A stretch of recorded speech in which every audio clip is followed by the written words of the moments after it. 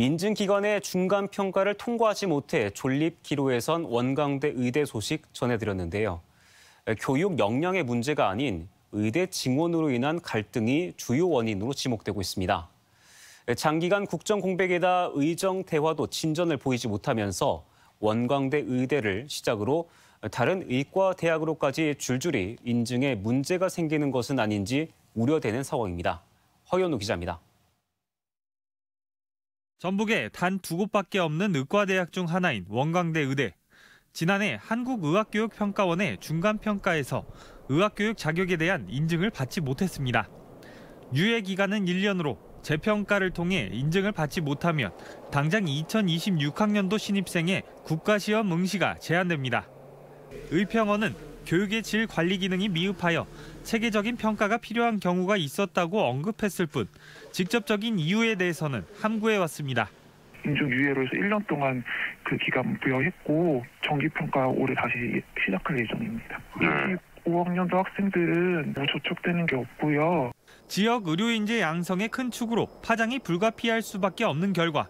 다만 대학 측의 역량이 부족했다기보다는 의정 갈등의 여파라는 해석이 우세합니다.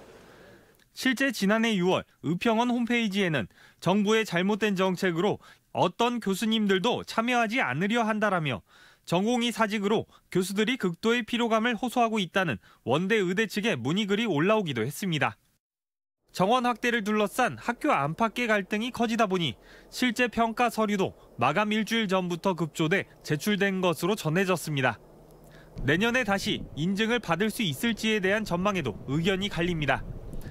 원대의대 한 관계자는 기존에 준비하던 대로 평가를 받았으면 문제가 없었을 것이라며 재평가를 준비 중이고 증원 관련 평가도 문제 없다고 말합니다. 반면 또 다른 교수는 교수들이 개별적으로 평가에 협조해 줄지 의문이라며 증원 수가 많아 교육이 불가능한 상황은 여전하다고 밝혔습니다. 결과 발표 며칠 전에서야 인증 유예 사실을 알았다는 교육부도 평가 과정을 지속적으로 모니터링하겠다는 답변 외에 마땅한 대책은 없어 보입니다. 총장님이나 좀 본부 차원에서 저기 챙기실 거라고 좀 생각을 하고 있고요. 학교의 교육 여건 자체가 나쁜 건 아니라 가지고 특히 보고서만 제대로 내면은.